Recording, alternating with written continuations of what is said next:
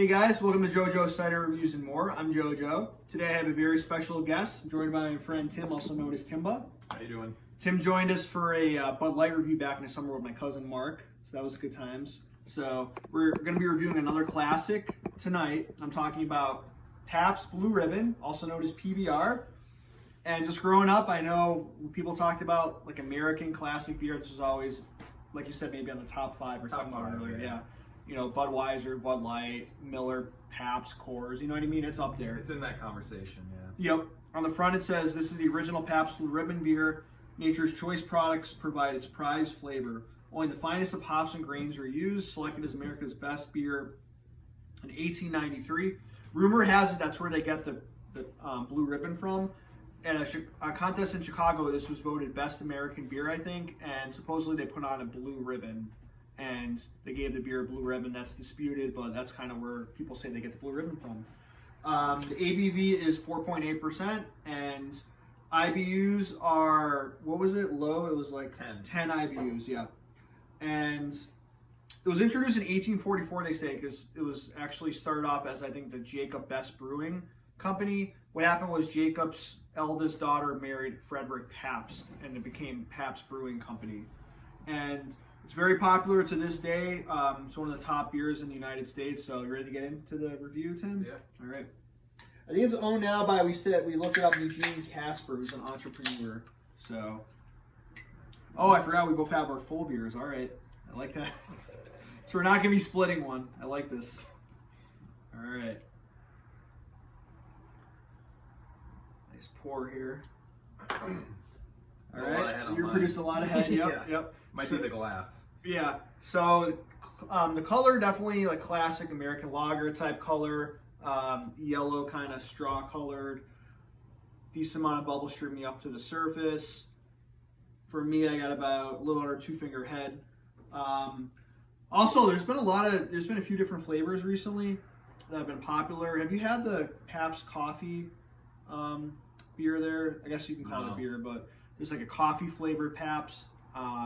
There's the Pabst Easy, the PBR Easy, which is a lighter beer. It's kind of equivalent to like a Bud Light at like 3.8%. Even ABV is even a little smaller than you get for a Bud Light. And also there's a Pabst Extra, which is the equivalent kind of like to a malt liquor, which is like 7 or 8%. So I've noticed around here, I don't know, I live in Eastern Mass now, Tim lives in Western Mass. I know for me, I don't get a lot of the bottles out here like at all. It's just the PBR cans. I've seen the bottles, but it's not as common as the cans. It's mostly the cans you get. So, yeah, straw colored, I guess, classic, like a yellow type thing. You got like how many fingers ahead there? Decent amount, huh? Yeah. Wow. What are you seeing in the color wise? Same thing, like straw colored? I would say that, yeah. Yeah. I mean, pretty clear. You can see through it. Right. Almost no haze at all, actually. Ready to go in for the aroma? Yeah. All right. Grainy, I'm getting a little bit sweet. Yeah, I almost got a slight citrus before. Yep. Getting a little bit of the bitterness there from the hops, but it's very minute. It's almost negligible, but I feel like you get a little bit. Get that just like clean water smell too. Common to a lot of the light beers. Yeah, a little bit of straw flavored maybe as well. You ready for the good old taste test? Yeah. Salute, brah. Man, super refreshing, clean, crisp. Yeah. Cannot detect the alcohol at all. I mean, it's light. This goes down very, very smooth. Yeah. Clean finish. I'm not getting really any of the hops at all. Too much. It's more of like malty. I'm thinking a little bit sweet, which I like. It's a nice balance. I mean, it definitely has more flavor, like we talked about that. Yeah, than a Bud Light. Absolutely. A little tiny bit of hop bitterness now I'm thinking about on the back end, but not too much at all. This is just like a great beer to have like all year really, but like especially in the summer, you know. It doesn't taste watered down like some of those light beers would taste watered down. American lager has a decent body. It's a good flavor too, and the price is pretty good as well. I think I paid like, what was it, $11 maybe for a 12-pack. Might have been $10.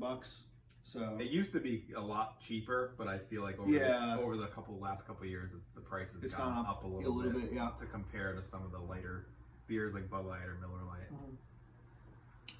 I say mouthfeel is pretty light. I would say maybe on the higher end of light, not quite medium. On my glass, you can kind of see there's a good amount of lacing. Just looks like a nice beer. It's very crushable too, super crushable. It's just clean, refreshing.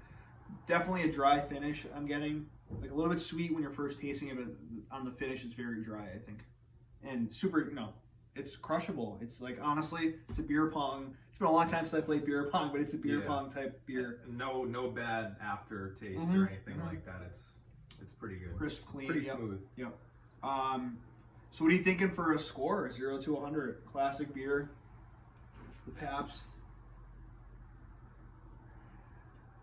This was called Best Select originally back in like the 1800s, and Pabst Select before it was finally called PBR. If anyone wants to know, and I think the location now might be in Texas. Yeah, they switched their headquarters. Recently. So it says Milwaukee, but I think it's actually the main company is Texas. San Antonio. Yeah, San Antonio. Yep. 12-ounce can. Yeah, what are you thinking for a score? I'm thinking 94. Okay. Pretty solid. For American lager. Yeah, this is very good.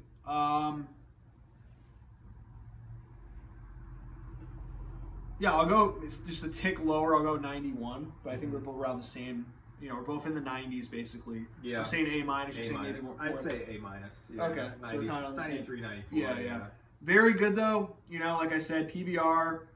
It's one of those. Just when you think of America, you think of PBR, Budweiser, Bud Light for beers, and Miller Coors. This is up there though, and really enjoy it. I would definitely get it again. I always recommend it whenever I can. It's a good price. So if you're on it, it's like, what do you call a budget beer? Yeah, it's a good summer beer. You're not going to break the bank buying it. Sessionable too. Yeah. You can have quite a few of these and be fine.